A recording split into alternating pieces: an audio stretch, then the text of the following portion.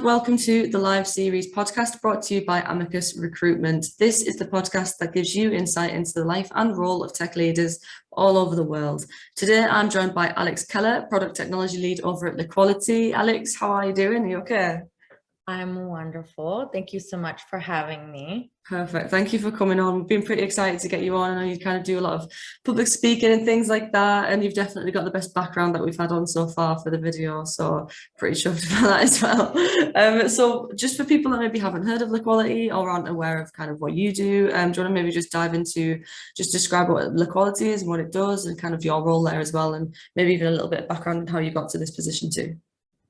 Yeah, I just started not terribly long ago, so this is a new adventure for me. However, I am familiar with the team, their work, their ethos, so it was a really tremendous achievement to finally get the role there, and our schedules and timing in life and careers to align to where I could join the team. So it's off to a great start. Liquality is a wallet used primarily for crypto and doing exchanges. They really started with the concept of atomic swaps, and without going too deep in technical reasons why those exist and Web3 antics and crypto antics. It's just an ability to have all one wallet for all of the chains and all of your needs. And I have a purview and am quite privy to the roadmap.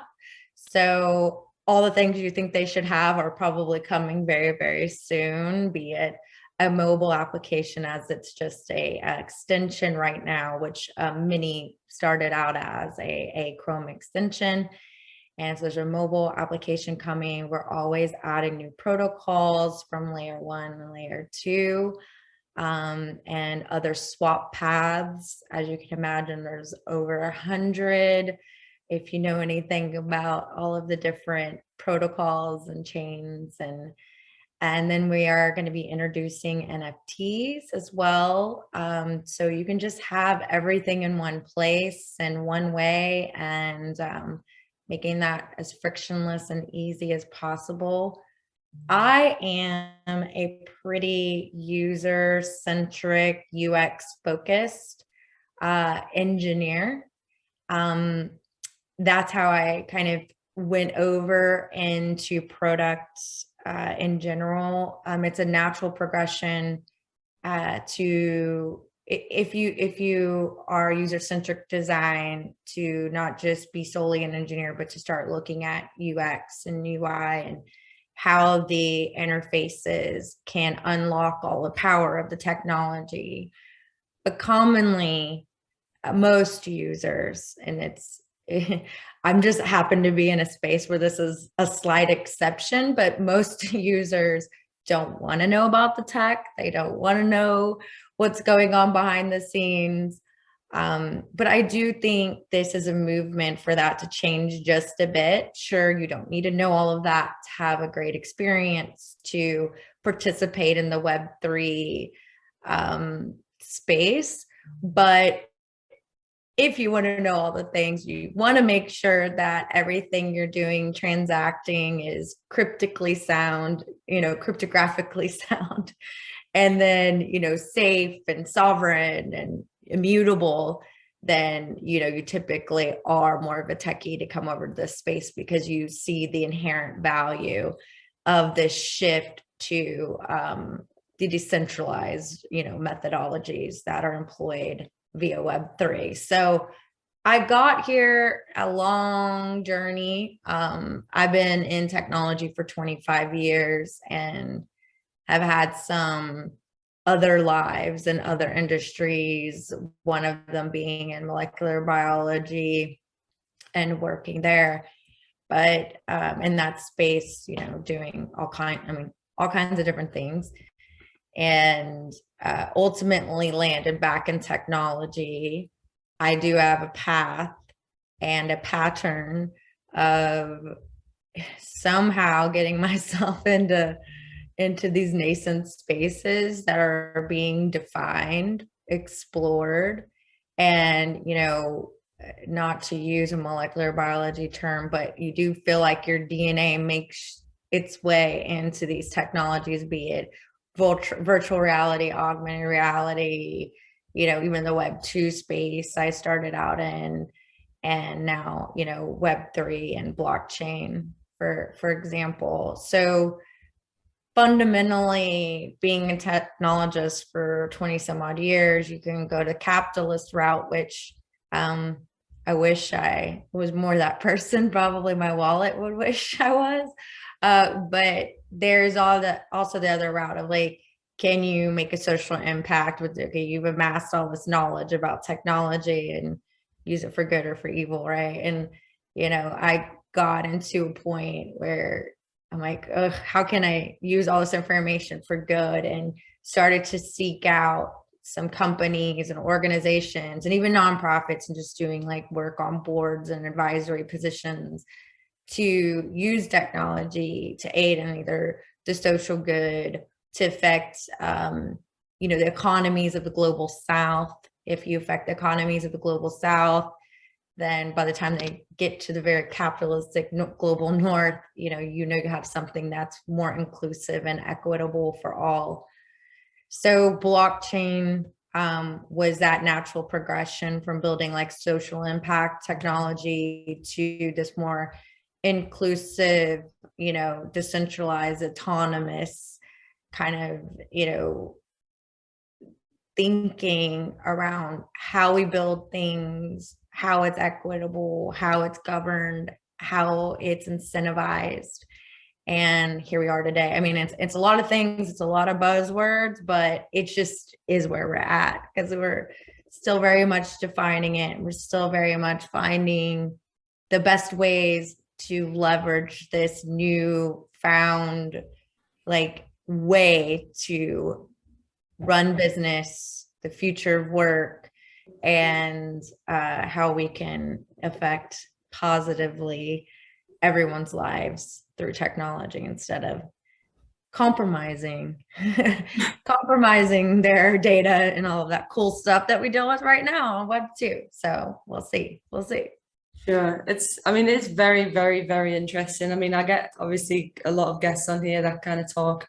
Like, I know you said there's a lot of buzzwords in there. Like, I'm from the marketing side of things at Amicus, but I do catch some of these buzzwords, and sometimes I'm like, yeah, I've heard that before. I know what that means, and then just turns out to be something completely different. So I did catch a few bits that you mentioned there for sure, and but it does sound like liquid. Liquality. I'm definitely doing some super interesting stuff over there.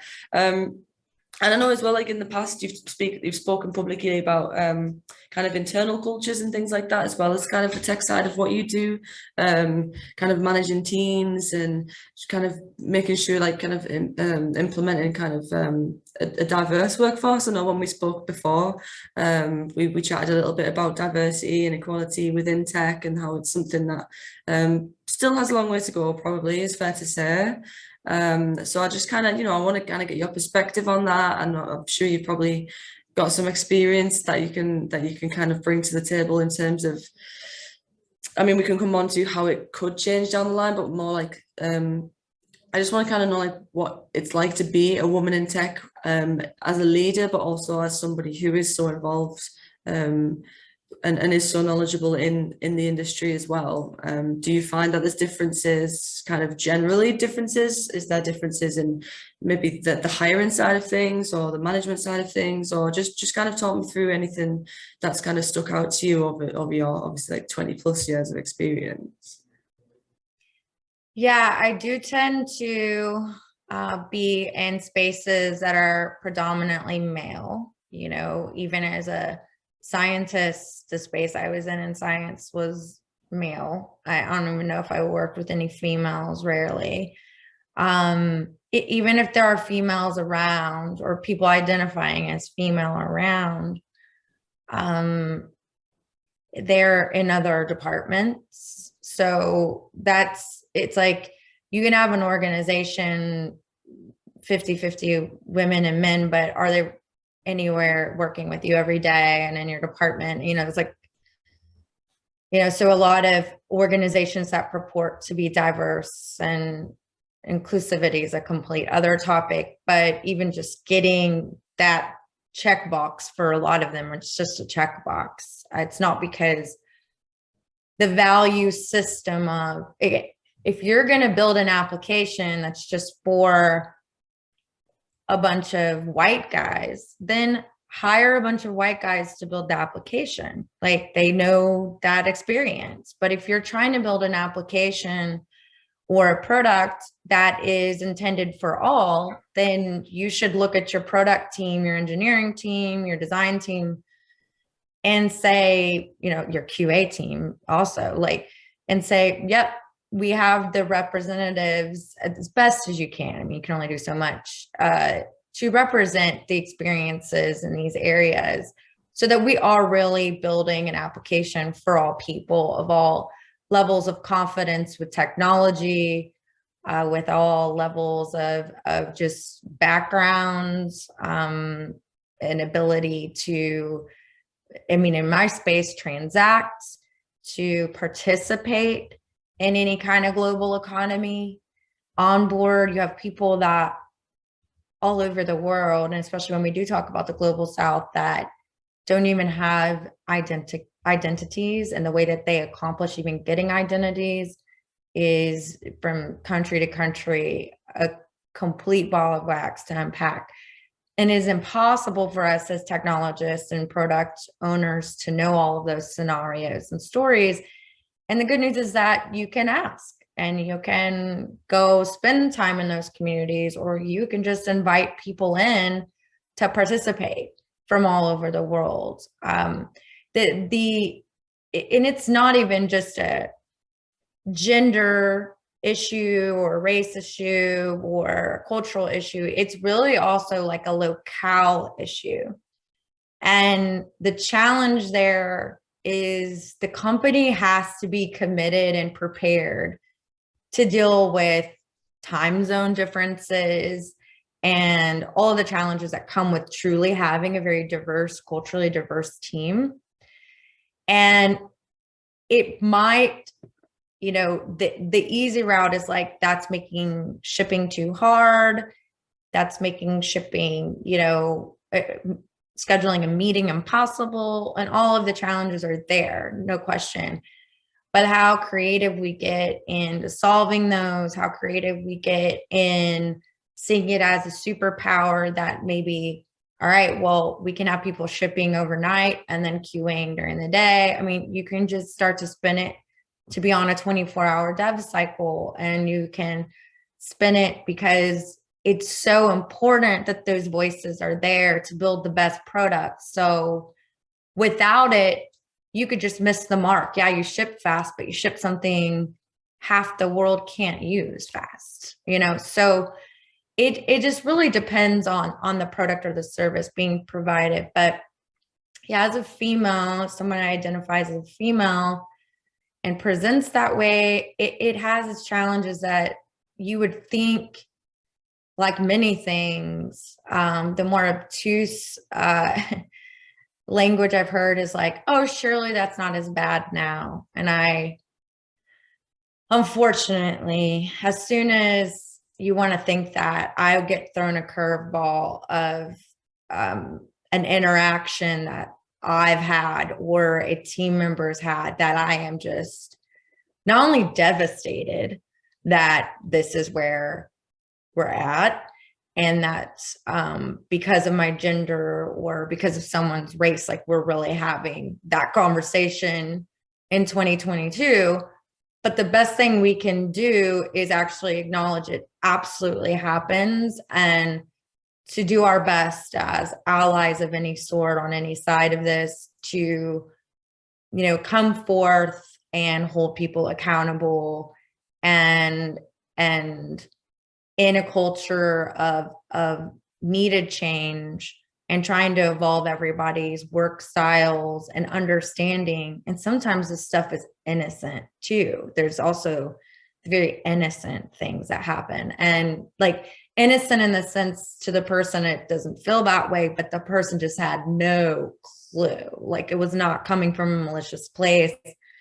but they just haven't been informed and or educated on why these things can be hurtful and why it isn't conducive to a culture of inclusivity where my voice can be raised, heard, and appreciated because of the fact my experience is different.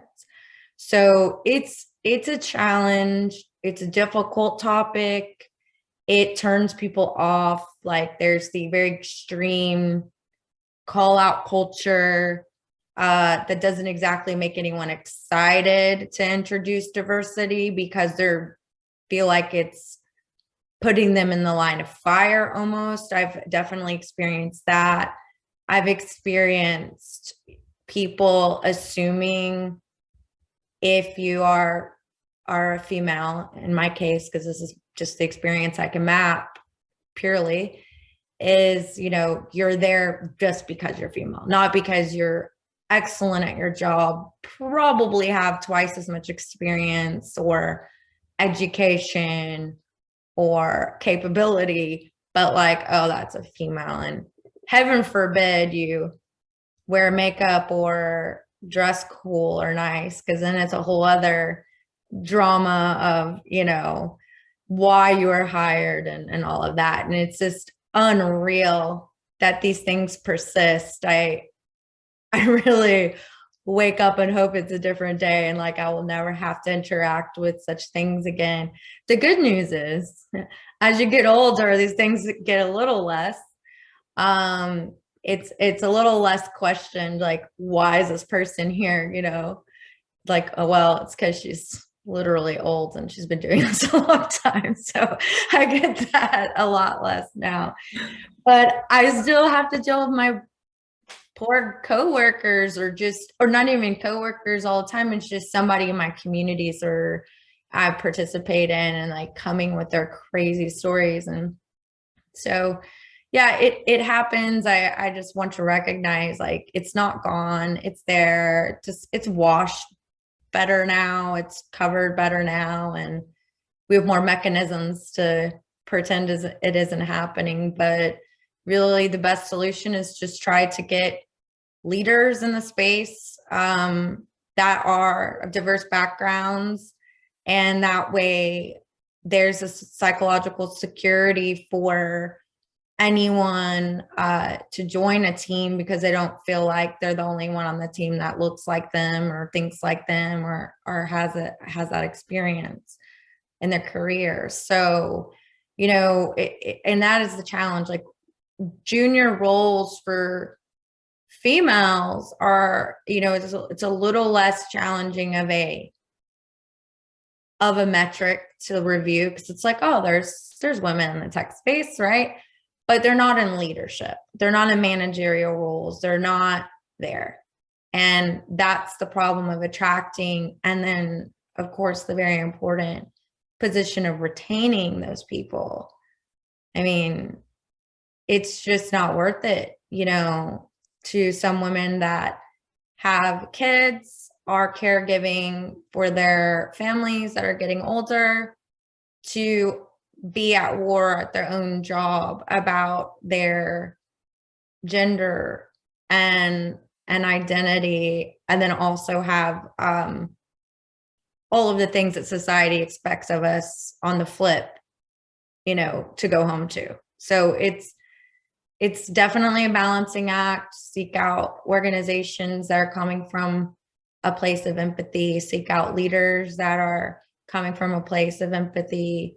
And as leaders that are there, find your people and retain them and figure out how to bridge the gap between what they're experiencing at work and it being a safe place for them to express their ideas and do their jobs and be alleviated of thinking about such things, right? It's crazy. It's like, I'm just here to work. I don't really want to talk about my gender or have to think about it every 5 minutes, Yeah, sure. Yeah, that makes a ton of sense. Like we've had a couple of guests on before and it just kind of comes up naturally, like being a woman in tech in a conversation, even if it's not even being prepared to talk about. like it comes up, because it is unfortunately just something that isn't very common right now, and like you said, particularly in leadership. And I wanted to just touch on something that you mentioned there briefly as well, being a mum in tech, being a single mum in tech. How do you balance it? I know you said a couple of pointers there on being able to balance it and a couple of approaches, but how do you do it? Because I think you are the first guest who's been a single mum on the show, so there could be many single mums in tech listening to this right now or watching this right now, and I doubt it. I mean, that's the thing, is like, I don't think there's a terrible lot. Well, first of all, in blockchain especially, there's not a terrible lot of us in here anyway. And then like to add single mom on it's a little bit of a curveball, because you're competing against, you know, it's predominantly male, and there's definitely like the crypt bros or crypto bros, like that kind of culture. And so many of them aren't, bro. They're so nice and they're so intelligent. And I'm typically surrounded by awesome, great people. But there's always the bad little pile of apples that everyone associates with any industry or anything ever in life. And I hate to give this space a bad name, because it shouldn't have a bad name. It's literally here to make things more equitable. It's the basis of blockchain was to provide this these abilities that make us more autonomous as leaders and organizations. And so I'm happy to report it's mostly great. But being a single mom in an industry that's nascent, so that means you're inviting in already the fact that people are going to work bizarro land hours, because we got to build. There's always work to do. It's like, you know, you're trying to beat a clock where you're having to run against, you know, the speed of the internet, then the speed of Web3 and whatever, right? So it's that culture of working all the time, working all the crazy hours, that starts to count out a lot of people. Like, there could be really brilliant engineers that are females that have to be done at a certain time because they have to go pick up their kid, but they can't enter that industry because they won't have the support. There's a lot of things that I do personally. It's like, I interview any organization or team I'm going to work with the same way they interview me, on those types of boundaries and the expectations. And I'm I used to hide it, right? I used to hide, I had other responsibilities, and I used to hide that, like, my kid was homesick or whatever, like, say in the beginning. My son's almost 14, so I've been at it a little bit. But now I'm just like, this is what's happening. You know, like, there's no one's questioning I'm going to make up that time. If I'm at an organization, they're questioning the value I can give in an hour, or the fact that I don't have enough integrity, that if I had to take 2 hours this day, I'm going to give it back tenfold another day and be able to lead that decision on my own. Then we're already off to a bad start. But building those boundaries are really important to me. And it can be a little bit more difficult in like super global teams where everybody works all these different hours. But the point is that I've made social contracts with my teams. Let me just talk about my US teams, for example. Like, we call it no hero hours. I love you want to work all the time. Like, that's great. I hate to tell you no, but I have to tell you no, because there are people on the team that's going to make them feel like they're not living up. It's going to give them anxiety at 3 a.m. when they see you're pushing something. It's not the hours they can work. We've agreed on operating hours. Of course, there's exceptions to all of that, but those are the types of things, unfortunately, we have to put in place so that we can actually have an inclusive workplace. It's just, we work these hours and then we got to walk away so that you're not making someone else spiral because they're with trying to like do homework with their kid and they're watching 100 things go through, you know, and then they can't participate and now they feel like they're bad, you know, like that sucks. And then you walk away, you know, or you start to burn yourself out. So, I mean, and I think it's just also the understanding that people are having different home lives and valuing that. I mean, I hope people learn something from the pandemic. And, you know, as messy and awful as that was, it's like, well, what is the learnings there? And it's like, well, people had things going on at home. We went into people's homes literally for, you know, a good while. And, you know, it's something to appreciate about that other person. It's a hope that their experiences are only adding value to the products you're building, and it's important that you support them. But yeah, there's not a lot of single moms in this industry for a reason. You know, I wish there were a lot more. I hope there's a lot more. I'll hire all of them because I know how hard they work. I know how much integrity that brings. And I know you take your job so seriously because you've got another mouth to feed. And so it comes with tremendous benefits than maybe like some young gun that's like, I don't know, my parents will pay for it if this falls through, or I'll take equity instead of a paycheck because I don't, you know, really need the money. Like it's interesting. It's a different dynamic and it's an important one to have considered, you know? Sure. I think what you just said there, but I think that's come up a couple of times in the past of like taking your job more seriously and working much harder. It sounds kind of obvious, but it is true. Like exactly like you said, it's in comparison to other people that are working there, but the dynamic that has to be there at the same time. So yeah, it's a tricky one, isn't it? But I'm sure they are out there. And like you said, the I mean, you have to say or think like, I mean, this is something else like to remember is if you're working, you know, 80 hours a week or whatever, I mean, when it's your own thing, it's totally different. All bets are off. Do what you got to do. But if you're at your job and working that amount of time, it's like, okay, there's one of two things probably happening. One, you do not know how to manage your time and you're not working smart, you're working hard. And that's not necessarily a good thing. I mean, you're working all these hours, you're burning out, you're completely awful to work with during the day because you're like, oh, I worked all these hours, whatever. And it's like, it's not better.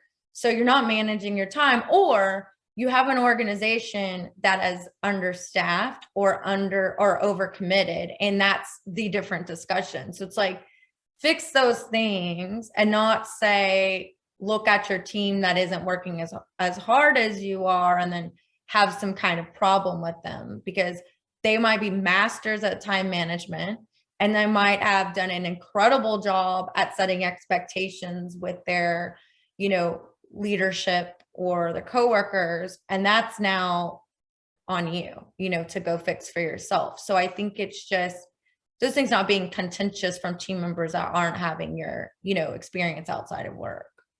Yeah, sure. Do you find that with hiring processes and things that they're quite a challenge with being a mom as well, or is it not that different? Or I'm thinking more along the lines of like tech tests and things like that. Do you think they should be?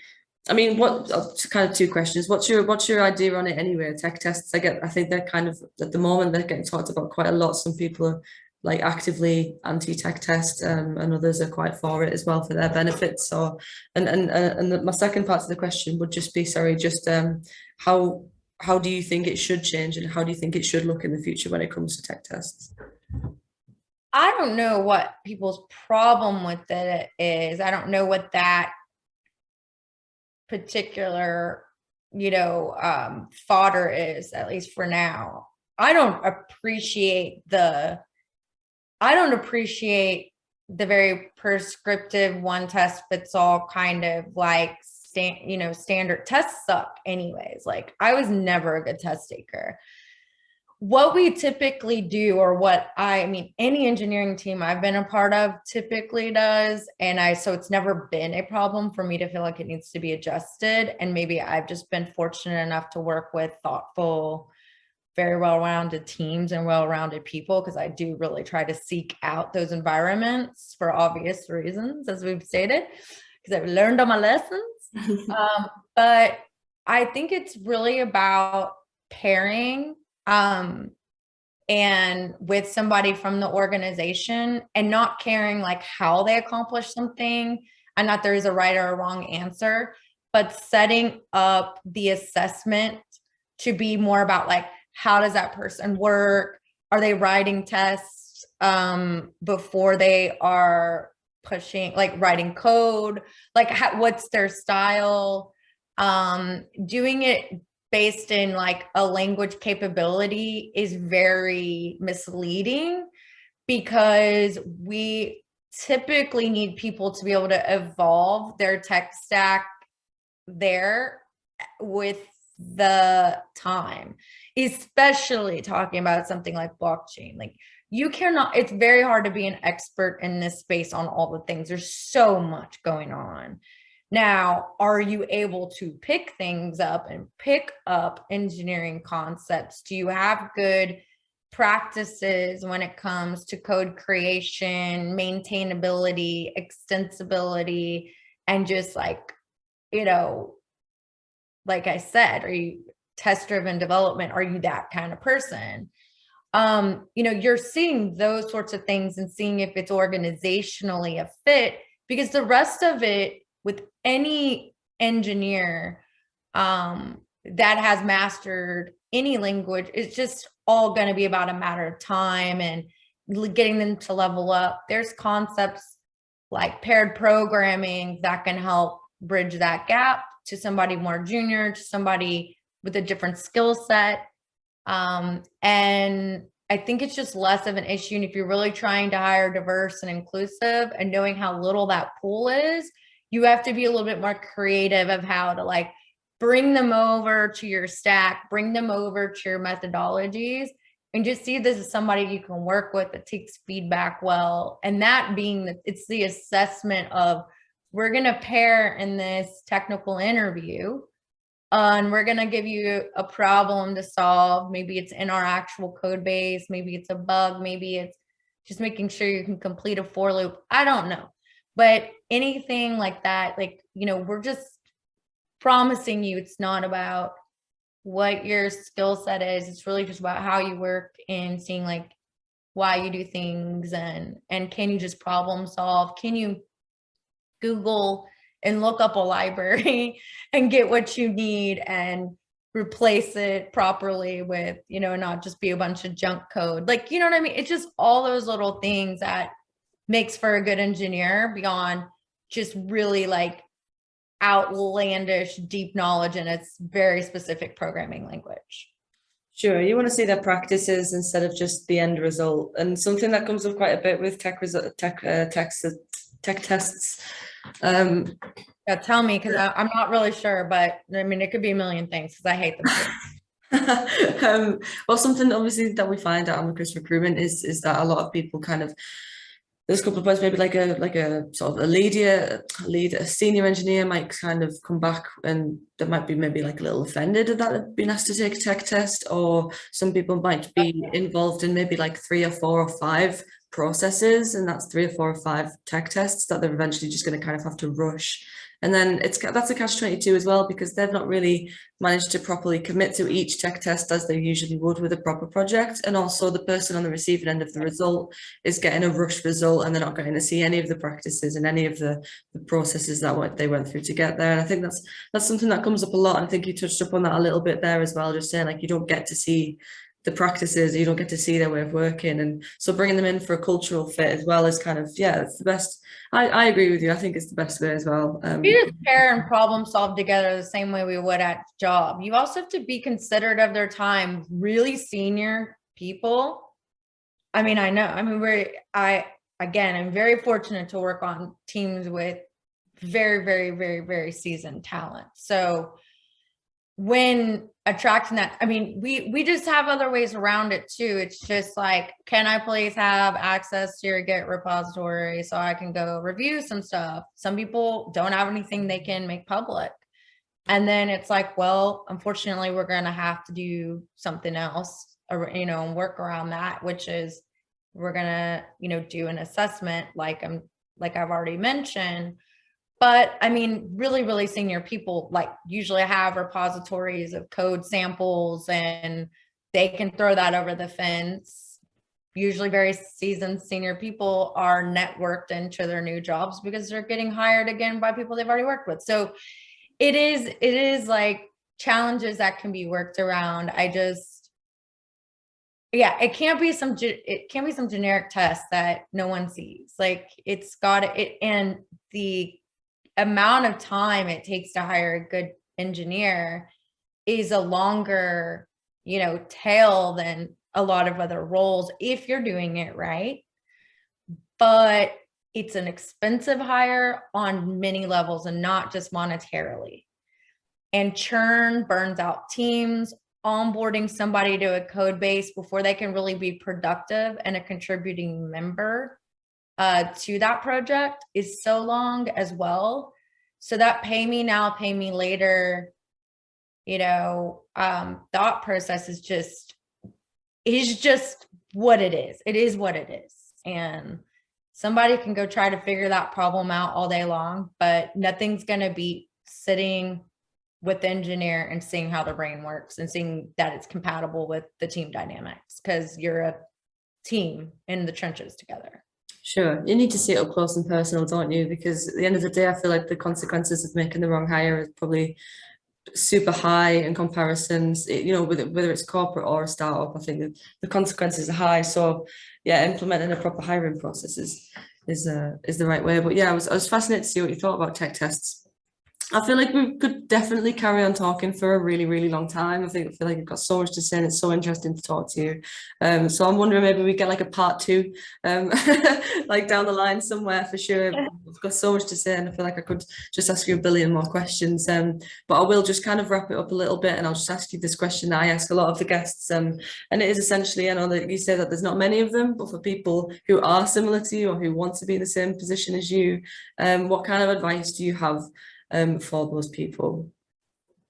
Well, my common advice for people just wanting to come into technology and maybe haven't been or have been tech adjacent is, you know, really looking at QA engineering, entering a team as a QA engineer and or a QA member is something that I've seen, you know, people have a lot of success with because it gives them the opportunity to come into an organization that's technical and learn the software from a very different perspective.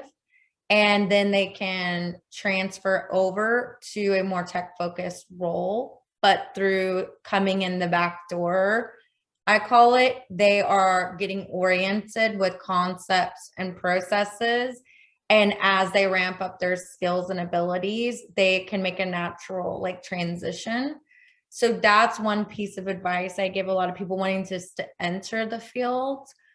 Of course, people more like me that are single moms, it's like not only establishing boundaries for your time and expectations and being very upfront with them from the jump and making sure, I mean, some of them I have written into my contracts, but that's because, you know, we want to do our jobs and never feel like we're in combat with our value because of the fact we have a cutoff time every day or whatever the case is, right?